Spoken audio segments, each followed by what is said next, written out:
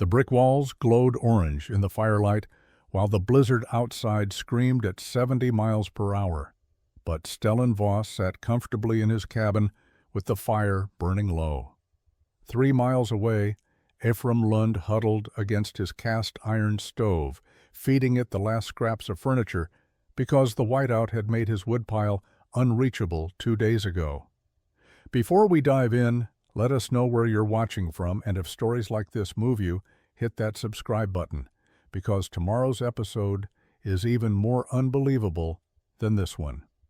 October 1842 came to the Montana Rockies with unexpected violence. Stellan Voss woke to wind hammering the log walls of the cabin he shared with Amos Keir, and he knew immediately that something had changed in the weather. The temperature had dropped 30 degrees overnight. He could see his breath inside the cabin despite the cast-iron stove still holding remnants of the previous night's fire. Amos was already awake, feeding split pine into the stove. The metal box sat on 4 iron legs directly on the cabin's packed earth floor, exactly like every other trapper's stove across the Rocky Mountain region. It weighed perhaps 120 pounds, stood 18 inches tall, and had served them adequately for 7 seasons of partnership. "Early storm," Amos said without turning from the stove. He was 38 years old, a Scotsman who had come west in 1835 with nothing but a rifle and enough stubbornness to survive the wilderness that killed softer men. "We should check the trap lines before it gets worse." Stellan pulled on his wool coat and stepped outside. The sky was the color of old iron, and snow was already falling in thick, heavy flakes that meant serious accumulation. The thermometer nailed to the cabin wall read 8 degrees. In October. He had seen cold snaps before, but nothing this severe this early in the season. They spent the day working their beaver traps along the creek that ran through the valley below their camp. The work was brutal in the wind and cold, but beaver pelts commanded premium prices in St. Louis, and a man didn't survive in the mountains by avoiding discomfort. By the time they returned to the cabin at dusk, 4 inches of new snow covered the ground, and the temperature had dropped to -5 degrees. Inside, Amos rebuilt the fire while Stellan prepared a meal of salt pork and cornmeal mush. The stove radiated heat into the small space, and within an hour the cabin felt almost comfortable. Almost. Cold air seeped through gaps in the log chinking, and the packed earth floor remained perpetually cold beneath their feet. Heat rose from the stove and collected near the ceiling, while the lower half of the cabin stayed stubbornly chilly. "We'll need to feed this every few hours tonight," Amos observed, nodding toward the stove. "Temperature's still dropping." They took shifts. Stellan fed the fire at 10 in the evening, adding 3 split logs. Amos woke at midnight and added more. Stellan's turn came again at 2 in the morning. He rose from his bedroll, shivering despite being fully clothed, and realized the cabin temperature had dropped dramatically. The fire had burned down to coals. He added wood quickly, but it took 20 minutes for the new logs to catch properly and begin radiating significant heat. At 4 in the morning, Amos shook him awake. Something was wrong. "Stellan, I can't get warm." The cabin was freezing. The fire had burned low again despite Amos having fed it less than 2 hours earlier. Stellan stumbled to the stove and saw the problem immediately. Wind was infiltrating through every gap in the cabin walls, creating drafts that swept across the floor and robbed heat from the stove. The metal box was warm to the touch, but the moment heat radiated outward, the moving air carried it away. He built up the fire frantically, adding log after log until flames filled the firebox. But Amos was already shaking uncontrollably. Hypothermia had set in. By dawn, Amos Keir was dead. Stellan buried Amos on a hillside overlooking the creek where they had worked their trap lines together for 7 seasons. The ground was already frozen 2 inches deep, and he spent an entire day breaking through it with a pickaxe before the grave was deep enough. He piled stones over the site to keep scavengers away and stood there as the sun set behind the mountains, trying to understand what had happened. The question wouldn't leave him alone. Why had Amos died? Other trappers would have called it bad luck, early storm, unexpected cold, the dangers of mountain life that every man accepted when he chose this existence. But Stellan couldn't accept that answer because he had survived the same night in the same cabin, breathing the same cold air, and the only difference was timing. Amos had been awake during the coldest hours. Amos had been moving around, burning energy, unable to generate enough warmth to compensate for what the cabin was stealing from his body.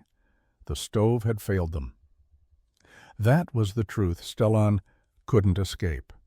He spent the next 3 days reconstructing the night in meticulous detail. He recorded temperatures every hour. He measured how much wood they had burned compared to a normal night. He watched how the fire behaved during wind gusts, how the flames bent and struggled when cold air rushed through the gaps in the cabin walls.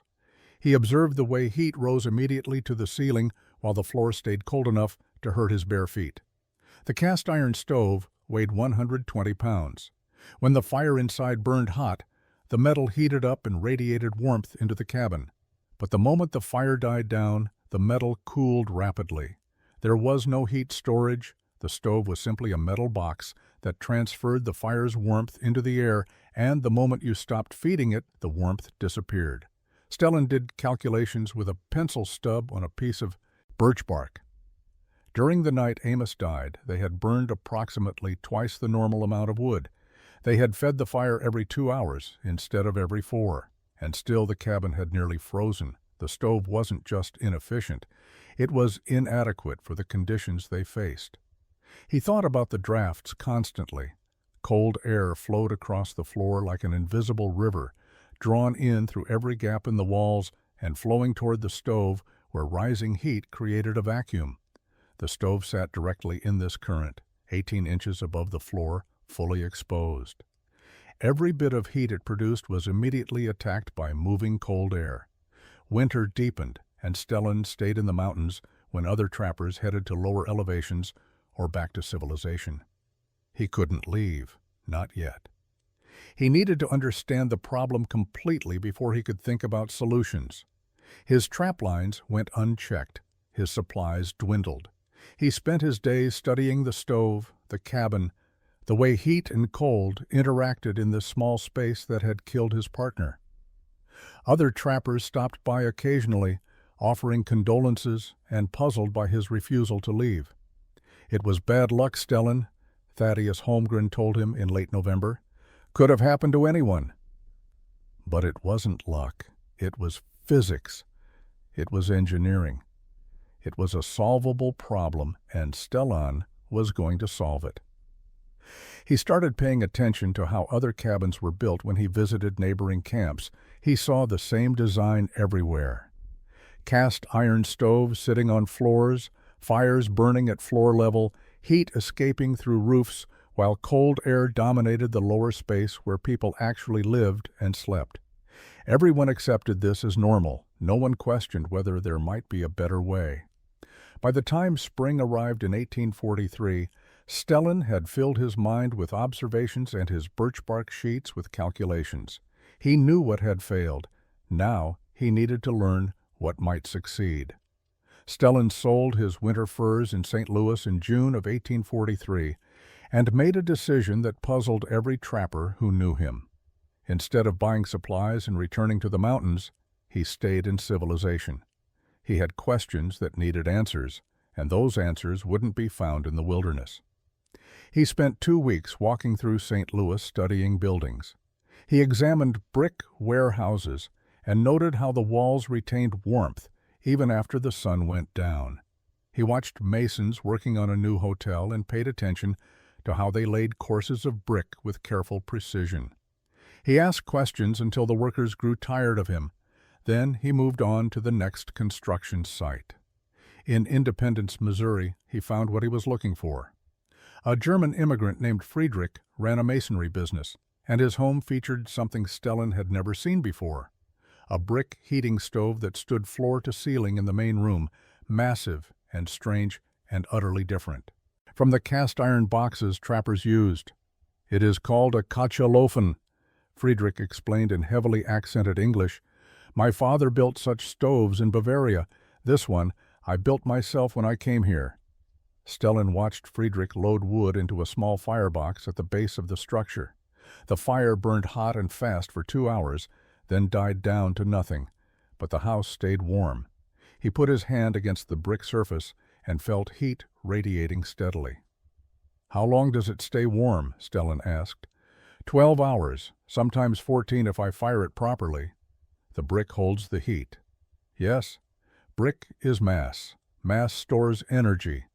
Your American iron stoves, they are clever, yes, but they have no mass. The heat escapes immediately." Friedrich tapped the brick wall of his stove.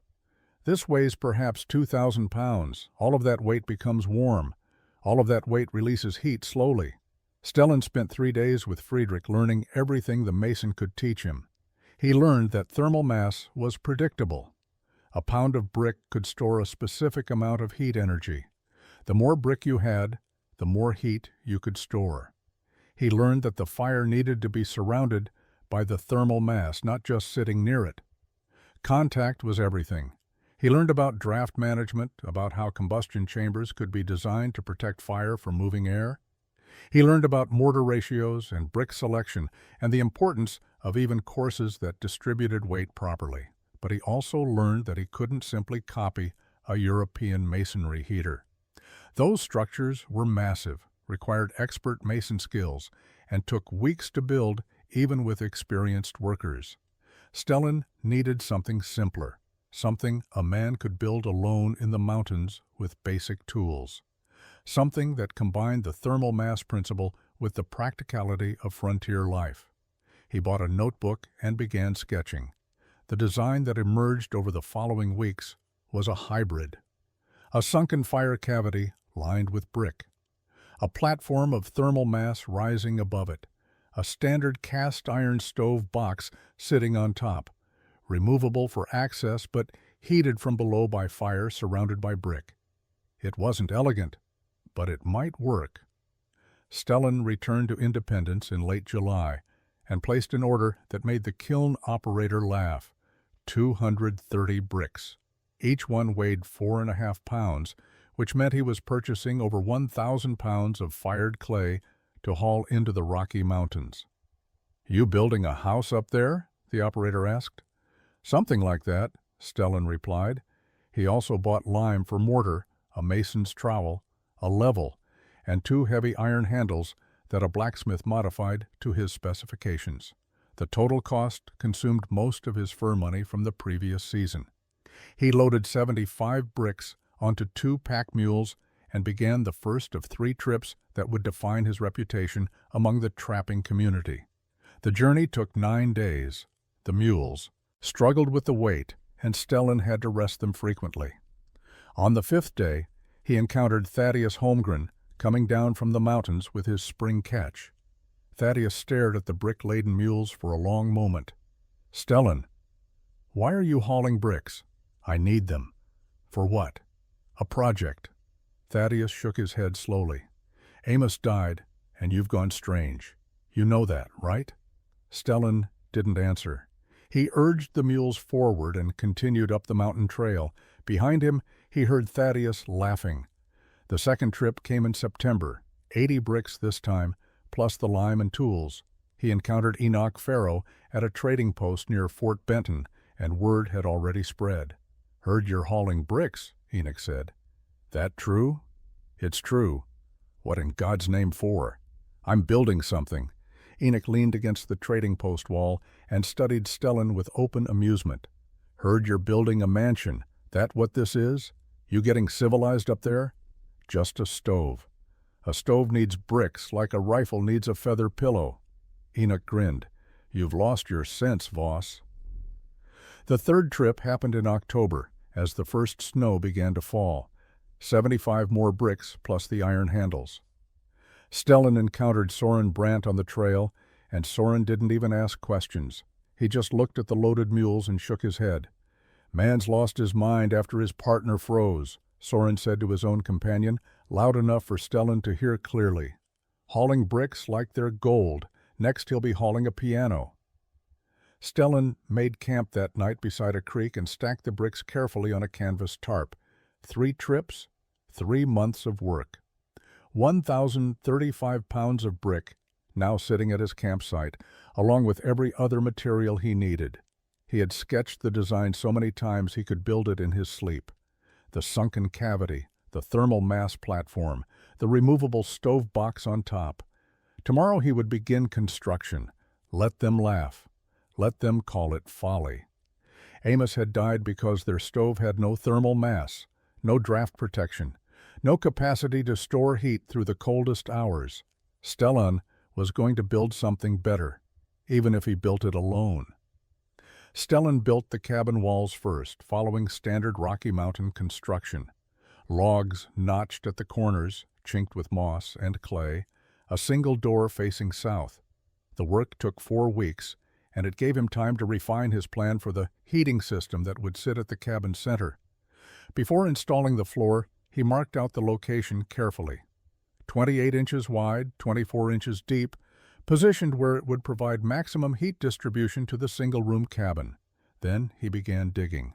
The depression needed to be 8 inches below what would become the floor level. He excavated carefully, removing soil and rocks until he had a rectangular pit that matched his specifications exactly. Other trappers would have laughed. At the precision, Stellan didn't care. Every measurement mattered. Thaddeus Holmgren arrived on the 3rd day of excavation and stood in the doorway watching Stellan work with a pickaxe and shovel. "You're digging a hole in your floor," Thaddeus observed. "Yes." "Why?" "Draft protection. The fire will burn below floor level, shielded from air movement." Thaddeus scratched his beard. "Fire burns fine at floor level. Been burning that way for 1,000 years." "Fire burns inefficiently at floor level," Stellan replied, not looking up from his work. "Cold air flows across floors. It robs heat from the combustion. A recessed fire chamber eliminates that problem." "You're using a lot of words that don't mean anything up here." Stellan drove the pickaxe into the hard soil and looked at Thaddeus directly. "Amos died because our stove couldn't store heat. I'm building something that will." Thaddeus's expression shifted slightly. He nodded once and left without another word. The bottom of the depression received a layer of flat stones, carefully fitted together to create a stable base. Stellan mixed his first batch of mortar, combining lime, sand, and water according to the ratios Friedrich had taught him. The mixture was stiff and difficult to work, but he learned by doing, adjusting the proportions until it held properly. He laid the first course of bricks along the bottom of the depression. Each brick was placed carefully, mortar spread evenly beneath it, checked with the level before moving to the next. The work was slow. He had never laid brick before, and every joint had to be perfect. The 3 walls of the fire cavity took shape over the next week.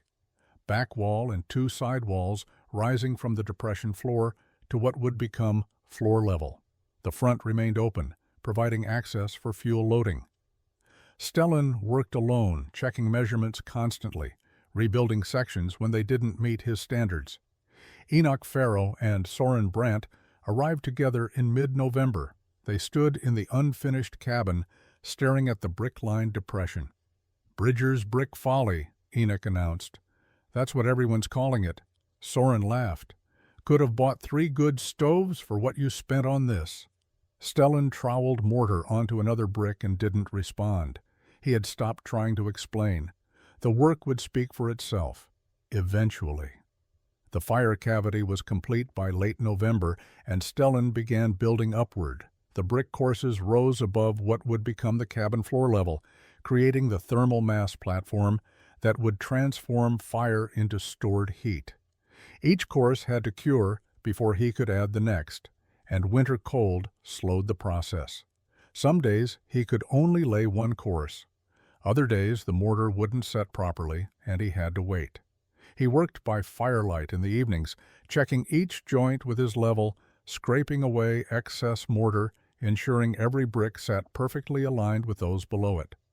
The platform extended 7 inches beyond the fire cavity on all sides, creating a stable base for the stove box that would eventually sit on top.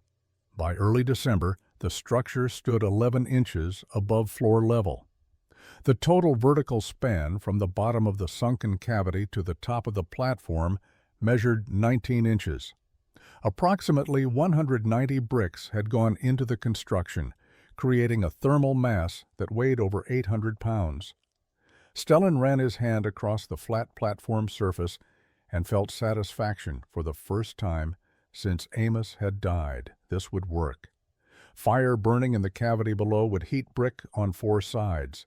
That brick would absorb thermal energy and release it slowly over hours. The mass would act as a battery, storing heat when the fire burned hot and radiating it back when the fire died down. Thaddeus arrived with 2 other trappers in mid-December. They stood in the doorway without entering, staring at the brick structure that dominated the small cabin. "You spent 3 months on this," Thaddeus said. It wasn't a question. "Yes. Could have built 2 cabins in that time." "I don't need 2 cabins." One of the other trappers, a man named Caleb, shook his head. "What's wrong with a regular stove? One that sits on the floor like everybody else uses?" Stellan set down his trowel. Floor-level fires are exposed to drafts. Cold air movement robs combustion efficiency. This design places the fire in a protected cavity. The brick surrounding it captures heat that would otherwise escape. When the fire burns down, the thermal mass continues radiating warmth. Caleb looked at Thaddeus. "He's using those fancy words again." Enoch Farrow appeared behind them. "Heat rises anyway. Why sink it down into a hole? You're fighting nature, Voss." Stellan had explained thermal mass principles a dozen times to a dozen different trappers. None of them understood because none of them wanted to understand. They saw excessive labor, wasted resources, city thinking applied to mountain problems. They didn't see the physics. "The stove box will sit on this platform," Stellan explained anyway, gesturing to the flat brick surface. "Fire burns below it. Heat rises through the brick before reaching the metal. Every bit of thermal energy passes through mass that stores it." Thaddeus studied the structure for a long moment. "If this works, I'll eat my hat." "And if it doesn't?" Enoch asked. "Then Voss wasted a season building the most expensive grave marker in the Rockies." Enoch grinned, for his own common sense. They left laughing. Stellan returned to his mortar and bricks. The platform was finished. Now he needed the stove box. Stellan traveled to Fort Benton in early January of 1844. The trading post sat 3 days' journey from his cabin, and he arrived with precise measurements written on a piece of birch bark. He needed a cast iron stove box with specific dimensions and custom modifications that no standard manufacturer provided. The trader looked at his specifications. 26 inches wide, 20 inches deep, 15 inches tall. "I can order that." "But why do you need handles on the sides?" "The stove box needs to be removable." "Stoves don't move. That's why they're stoves." "This one does." The trader shrugged. "Your money." He consulted a catalog from a foundry in Pittsburgh. 8 weeks for delivery, maybe 10 if the river's frozen. Stellan paid half in advance and returned to his cabin to wait. He spent the time gathering firewood, cutting enough to last 2 winters. Something about the previous autumn had felt different. Old trappers at the fort had mentioned it. Bad winter coming. Maybe the worst in memory. The stove box arrived in late March, hauled up from Fort Benton on a freight wagon. It weighed 90 pounds, and the blacksmith at the fort had added the heavy iron handles exactly as Stellan had requested. 2 handles, one on each side, bolted through the cast iron walls. Stellan carried it back to his cabin and placed it on the brick platform. The fit was perfect. The stove box sat centered on the thermal mass, with brick visible on all sides. He installed the chimney pipe, running it through a careful opening he had cut in the roof. Then he built the first fire. He placed kindling and small logs in the sunken brick cavity below the stove box. The fire caught quickly, flames rising within the protected depression. He fed larger pieces of wood gradually, watching how the combustion behaved in its recessed chamber. The flames burned steadily, undisturbed by the minor drafts that swept across the cabin floor 8 inches above. Heat began radiating from the fire, and the surrounding brick absorbed it. Stellan placed his hand against the platform surface and felt it warming slowly. This was the critical element. The brick wasn't just decoration. It was a thermal battery charging itself with energy from the flames below. 3 hours after lighting the fire, the entire brick structure felt warm to the touch. The cabin temperature had risen to comfortable levels, and Stellan hadn't fed the fire aggressively. He added wood at a measured pace, maintaining steady flames rather than the roaring fires that standard stoves required. As evening approached, he let the fire burn down to coals. This was the test. With a conventional stove, the cabin would begin cooling immediately. He sat on his bedroll and waited. The brick continued radiating heat. An hour after the flames died, the platform still felt warm. 2 hours later, warmth still emanated from the thermal mass. The cabin temperature dropped slowly, gradually, nothing like the rapid cooling he had experienced with the cast-iron stove that had failed him and Amos. 9 hours after the fire died completely, the brick still held enough heat to keep the cabin above freezing. The system worked exactly as designed. Spring of 1844 brought successful trapping. Stellan worked his beaver lines and accumulated pelts that would bring good prices in St. Louis. His cabin became a known landmark among the scattered trapping community, the fortress, some called it. Voss's brick palace, others said. The mockery had softened into routine jokes, the kind men made about harmless eccentricities rather than genuine foolishness. Summer passed with maintenance work and preparation. Stellan gathered firewood with unusual dedication, cutting and stacking cords beyond what normal winters required. He repaired the cabin's chinking and reinforced the door. He couldn't explain the feeling, but something about the changing seasons felt different. September brought unusually cold weather. Early snows dusted the high peaks, and the aspen leaves turned gold 2 weeks ahead of schedule. Old trappers at Fort Benton mentioned it in low voices. Bad winter coming.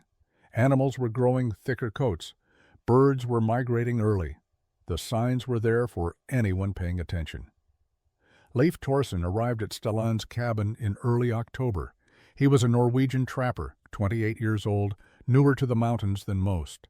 He had heard about the brick heating system and wanted to see it himself. Stellan showed him everything. The sunken fire cavity, the thermal mass platform. He demonstrated the removable stove box, lifting it by the handles to reveal the fire chamber below. "Why does it need to come off?" Leif asked. "Cleaning. And emergency fuel loading if conditions get bad enough that opening the front becomes problematic."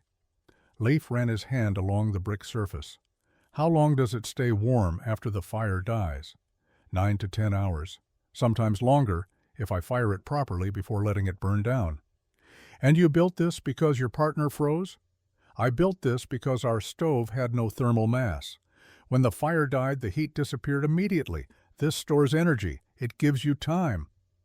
Leif nodded slowly. He didn't mock. He didn't dismiss. He studied the construction with genuine interest and asked technical questions about mortar ratios and brick placement. When he left, he thanked Stellan seriously. November brought more early snow. Thaddeus Holmgren stopped by and mentioned, almost casually, "Maybe your brick thing isn't completely stupid. Been thinking about heat storage. Makes a kind of sense." It was the closest thing to an apology Stellan would receive. Soren Brandt arrived in late November with concerning news. "Ephraim Lund's worried about his wood supply. Says he didn't cut enough last summer. I told him he's probably fine, but he's nervous." December arrived with bitter cold. Temperatures dropped to minus 20 degrees by the 10th of the month and stayed there. The sky took on a peculiar flat gray color that old trappers recognized. Storm coming. Big one. Stellan checked his firewood supply and made sure his cabin was sealed tight. The brick structure sat ready in the center of the room, 800 pounds of thermal mass waiting to prove itself. He had built it for Amos, for the future, for survival. He didn't know that in 8 days it would save his life. The storm arrived on December 18, 1844. Stellan woke to wind that sounded like artillery fire against the cabin walls. Snow fell so thick he couldn't see 10 feet beyond the door. The thermometer read -20 degrees at dawn.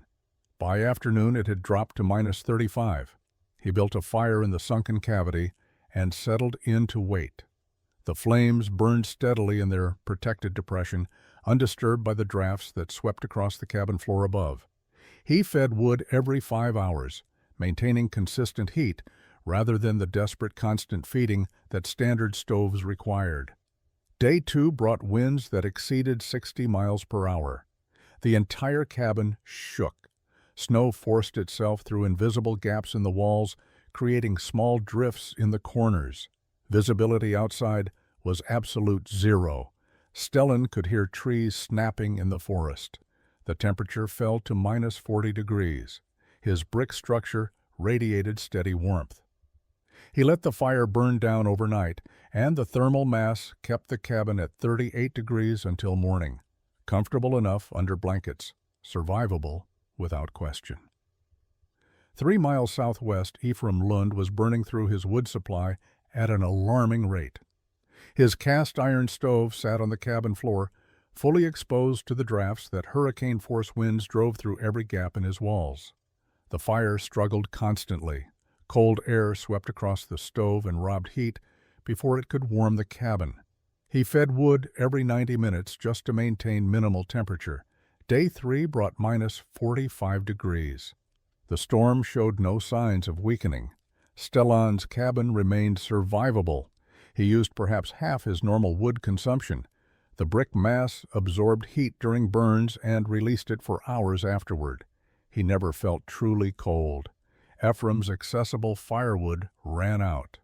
The pile outside his door sat 15 feet away, but visibility was zero, and the wind chill made exposure fatal within minutes. He began burning furniture, a chair, the table, sections of his sleeping platform, anything combustible. Day 4, Stellan maintained his routine, feeding the fire every 5 hours, letting the brick do its work between burns. He ate calmly and slept comfortably. The system performed exactly as designed. Ephraim's fire consumed his last pieces of furniture. He tried to reach the outdoor woodpile, made it perhaps 10 feet into the whiteout before the cold drove him back inside. His hands were frostbitten from that brief exposure. Day 5. The fire in Ephraim's stove died. The cabin reached 0 degrees within 3 hours. Ephraim Lund froze to death, wrapped in every blanket he owned, 15 feet from a woodpile he couldn't reach. Day 6. The storm began to break. Winds decreased. Visibility improved slightly. Day 7. Clear skies, -30 degrees, but -30 calm. Stellan emerged from his cabin and began checking on neighbors. He found Ephraim frozen in his cabin, surrounded by the shattered remains of furniture he had burned trying to survive. 5 miles north, Micah Strand was found similarly dead. Then another, then another. The final count reached 11 dead across the region, all in cabins with standard cast-iron stoves. Stellan Voss had burned half his normal wood and never been in danger. The survivors gathered at Fort Benton in late December. 11 bodies had been recovered from cabins across the region. The stories were identical. Standard stoves that couldn't maintain heat during sustained extreme cold. Trappers who ran out of accessible firewood when whiteout conditions made leaving the cabin fatal. Fires that died and cabins that froze within hours. Leif Thorsen found Stellan near the trading post. "Your cabin. How much wood did you burn?" "Maybe half what I normally use in a week of cold weather." The silence that followed carried weight. Other trappers listened. No one apologized for the mockery. No one admitted they had been wrong. But the joke stopped completely. Thaddeus Holmgren approached 2 days later. "The brick cavity, the thermal mass platform. Would you show me how you built it?" Stellan spent 3 hours explaining the construction, measurements, mortar ratios, the importance of the sunken fire chamber for draft protection, the weight of brick required for adequate heat storage. Thaddeus listened carefully and took notes on paper he had bought specifically for this conversation. "I'm rebuilding my cabin this spring," Thaddeus said. "I'm doing it your way." By spring of 1845, Leif Torsen was constructing his own version at his trap site 40 miles north. He made modifications based on available materials, but the core principles remained: sunken fire cavity, brick thermal mass, removable stove box on top. Summer brought Soren Brandt to Stellan's cabin with questions about brick sourcing and platform dimensions. He built his own that autumn, finishing before the first snow. He called it a practical improvement, never acknowledging his previous mockery. By winter of 1846, 7 cabins in the region featured what trappers were calling sunken hearth construction, or Voss box designs. The terminology varied, but the principle spread organically. Men who had survived explained it to men who were building new cabins. The knowledge transferred through demonstration and conversation, never formally documented, simply shared as practical wisdom. The winter of 1846 brought another severe storm. No one died. The cabins with thermal mass heating systems kept their occupants alive on reduced wood consumption. The design had proven itself twice. By the 1850s, sunken stove construction had become standard practice in high-altitude Rocky Mountain cabins. Trappers, hunters, and early settlers all recognized the advantage. Brick was heavy. Brick was, and expensive to transport, but death was permanent. Men made the investment. Stellan continued trapping until 1858. He moved to a small ranch in Wyoming Territory in '59 and married a widow from Ohio. They had 2 children. He never spoke about the heating system he had designed. When neighbors asked about his past, he mentioned trapping and left it at that. He died in February of 1871 at the age of 61. Pneumonia took him quickly. His grave outside Laramie bore a simple marker with his name and dates. Nothing about innovation. Nothing about the cabins across the Rockies that still used his design. But in the mountains, brick structures built into cabin floors continued saving lives during the hardest winters. The innovation outlived its inventor by decades, preserved not in words but in mortar and clay and the warm survival of men who never knew Stellan Voss's name.